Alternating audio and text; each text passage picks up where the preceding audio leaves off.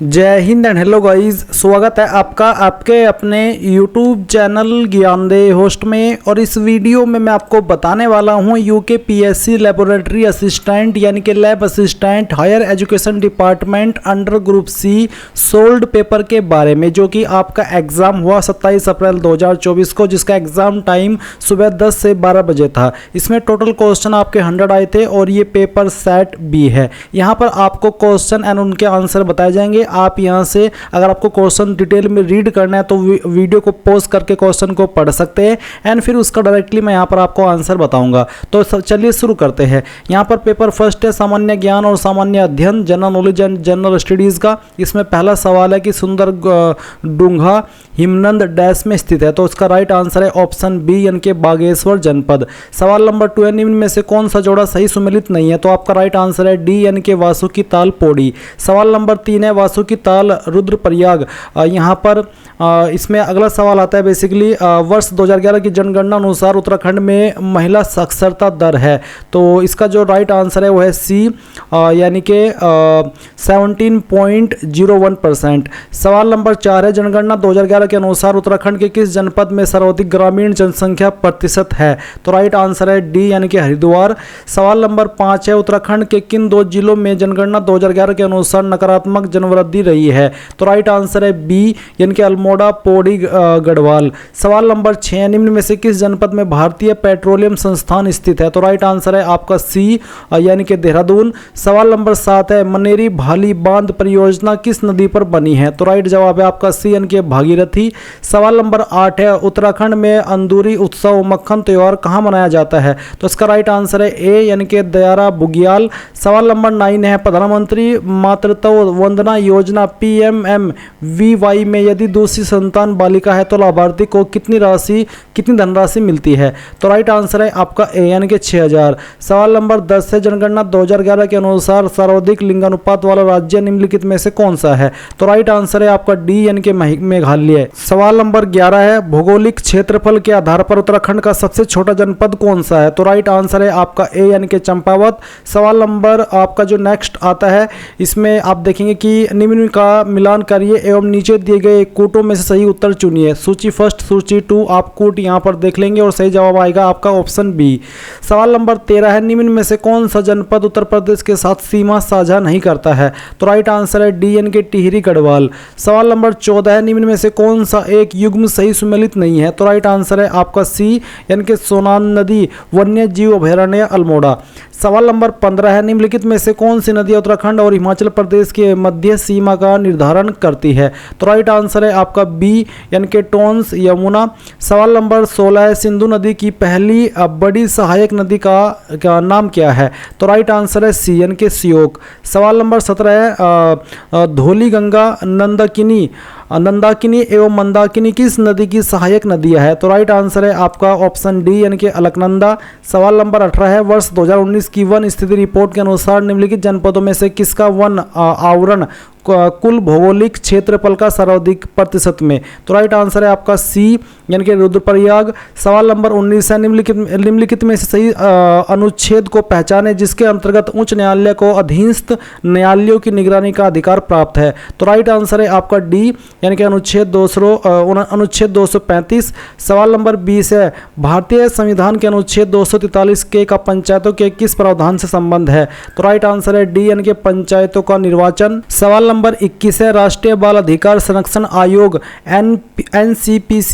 CPCR अधिनियम 2005 के तहत किस आयु वर्ग के व्यक्ति को बच्चों के रूप में परिभाषित करता है, तो राइट आंसर है सी यानी कि 0 से 18 वर्ग। सवाल नंबर 22 है राष्ट्रीय महिला आयोग की स्थापना किस वर्ष में हुई थी, तो राइट आंसर है बी यानी कि 1992 में। सवाल नंबर 23 है गलत जोड़े को पहचाने, तो राइट आंसर है आपका डी यानी कि अनुच्छेद 118 विनियोग विधेयक। सवाल नंबर 24 है निम्न युग्म में से कौन सा युग्म संविधान की अनुसूची विषय सही सुमेलित नहीं है, तो राइट आंसर है आपका सी यानी कि 9वीं अनुसूची राज्यसभा में सीटों का आवंटन। सवाल नंबर 25 है स्वतंत्र भारत की संविधान सभा के स्थायी सभापति कौन थे, तो राइट आंसर है सी यानी कि राजेंद्र प्रसाद। सवाल नंबर 26 है पंचायत राज दिवस कब मनाया जाता है, तो राइट आंसर है आपका बी यानी कि 24 अप्रैल। सवाल नंबर 27 है निम्न में से कौन सी जनजाति उत्तराखंड में नहीं पाई जाती है, तो राइट आंसर है आपका डी यानी कि गोंड। सवाल नंबर 28 है जनपदों को भौगोलिक क्षेत्रफल के आधार आधार पर अवरोही क्रम में व्यवस्थित किया गया है। सही विकल्प को चुने। तो राइट आंसर है आपका सी यानी कि चमोली, उत्तरकाशी, पिथौरागढ़, पौड़ी। सवाल नंबर 29 है, निम्नलिखित में से किस राज्य में मैती समुदाय के लोग नहीं रहते हैं? तो राइट आंसर है बी यानी कि सिक्किम। सवाल नंबर 30 है, निम्नलिखित में से कौन सा कथन हिंद प्रशांत इंडो पैसिफिक क्षेत्र के बारे में गलत है? तो राइट आंसर है आपका डी यानी कि 37% विश्व के गरीब। सवाल नंबर 31 है, 22 फरवरी 2023 को भारत ने शिकागो अधिवेशन का अनुमोदन किया, जिसका संबंध है? तो राइट आंसर है आपका सी अंतर्राष्ट्रीय अनाज एवं कृषि उत्पादन। सवाल नंबर 32 है, किस देश के तट पर नौसेना अभ्यास मालाबार 2023 के 27वें संस्करण का आयोजन किया गया? तो राइट आंसर है आपका बी यानी कि सिडनी, ऑस्ट्रेलिया। सवाल नंबर 33 है, किस देश के राष्ट्रपति ने भारतीय प्रधानमंत्री नरेंद्र मोदी को the grand cross of the order of honour से सम्मानित किया? तो राइट आंसर है आपका ए यानी कि ग्रीस। सवाल नंबर 34 है, वह स्थान बताए जहां विश्व का प्रथम अंतर्राष्ट्रीय शिखर वार्ता REAIM 2023 सेना में कृत्रिम ज्ञान के सुरक्षित प्रयोग का आयोजन हुआ था? तो राइट आंसर है आपका सी यानी कि हेग, नीदरलैंड्स। सवाल नंबर 35 है, निम्नलिखित में से कौन दिल्ली में G20 की शिखर बैठक 2023 के उपरांत इसका सदस्य नहीं है? तो राइट आंसर है बी यानी कि गल्फ ऑफ कोऑपरेशन काउंसिल। सवाल नंबर 36 है, राइट टू साइट को सुनिश्चित करने के उद्देश्य से अंधापन नियंत्रण नीति को लागू करने वाला पहला राज्य कौन है? तो राइट आंसर है सी यानी कि राजस्थान। सवाल नंबर 37 है, किस राज्य में वार्षिक संतरा महोत्सव 2023 का तीसरा संस्करण आयोजित किया गया? तो राइट आंसर है आपका ए यानी कि नागालैंड। सवाल नंबर 38 है, भारतीय क्रिकेटर को ICC men's T20 cricketer of the year 2023 से नवाजा गया, किस क्रिकेटर को? तो आंसर है आपका बी यानी कि सूर्य कुमार यादव। सवाल नंबर 39 है, वज्र प्रहार 2023 भारत अमेरिकी संयुक्त सैन्य अभ्यास अभी हाल में कहाँ हुआ? तो राइट आंसर है ए यानी कि मेघालय। सवाल नंबर 40 है, अंतर्राष्ट्रीय एमी अवार्ड 2023 जीतने वाली पहली भारतीय महिला कौन है? तो राइट आंसर है बी यानी कि एकता कपूर। सवाल नंबर 41 है, किस वर्ष दीनदयाल अंत्योदय योजना राष्ट्रीय ग्रामीण आजीविका मिशन आरंभ हुई? तो इसका राइट आंसर है डी यानी कि 2014। सवाल नंबर 42 है, मनोज सरकार को देवभूमि उत्तराखंड खेल रत्न से किस वर्ष के लिए सम्मानित किया गया? तो राइट आंसर है बी यानी कि 2018-2019। सवाल नंबर 43 है, नगर निगम के मनोनीत सदस्य क्या कहलाते हैं? तो राइट आंसर है आपका ए यानी कि पार्षद। सवाल नंबर 44 है, भारत के किस संविधान संशोधन अधिनियम के तहत केंद्रीय मंत्री परिषद में प्रधानमंत्री के साथ कुल मंत्रियों की संख्या लोकसभा के कुल सदस्यों की संख्या के 15% से ज़्यादा नहीं हो सकती है? तो राइट आंसर है आपका डी यानी कि 91वां संशोधन अधिनियम 2003। सवाल नंबर 45 है, निम्नलिखित श्रृंखला में गलत पद ज्ञात कीजिए? तो राइट आंसर आएगा आपका ए यानी कि 18। सवाल नंबर 46 है, यदि किसी कूट भाषा में RED को 6067-20 कूटित किया जाता है तो ग्रीन को उस कूट भाषा में कैसे कूट करेंगे? तो राइट आंसर आपका आएगा बी। सवाल नंबर 47 है, ये आपका क्वेश्चन है, इसका जो सही जवाब आएगा वो आएगा आपका ऑप्शन ए यानी कि 2/3। सवाल नंबर 48 है, 5 बच्चे एक टूर्नामेंट में भाग लेते हैं, प्रत्येक को एक दूसरे के साथ खेलना है, उन्हें कितने खेल खेलने चाहिए? तो राइट आंसर है सी यानी कि 10।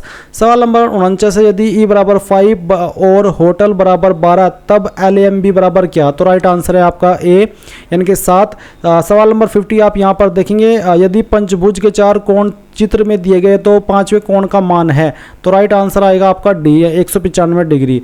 तो गाइज यहाँ पर मैंने आपको इसमें 50 क्वेश्चन के आंसर दिए हैं। ये मैंने पार्ट 1 की वीडियो बनाई है। अगर आप चाहते हैं कि जो इसका पार्ट 2 है इसकी वीडियो भी मैं आपके लिए बनाऊं जिसमें कि मैं आपको बाकी के 50 क्वेश्चन के आंसर करूँ, तो वो आप कमेंट के माध्यम से बताइएगा और कमेंट करके जरूर बताना है पार्ट 2 वीडियो आप ऐसा लिख दे तो मैं समझ जाऊँगा कि हाँ आपको पार्ट 2 की वीडियो चाहिए। और जो मैंने ये आंसर बताए हैं, अगर आपको इनमें से किसी आंसर में कोई डाउट है, आपको लगता है कि जो मैंने आंसर किया वो गलत है और जो आपका है वो सही है, तो आप भी कमेंट के माध्यम से सभ्य भाषा का इस्तेमाल करके बता सकते हैं। और अगर आपने अभी तक वीडियो को लाइक नहीं किया, वीडियो को लाइक कीजिए और चैनल को सब्सक्राइब कर दीजिए। Thanks for watching. जय हिंद।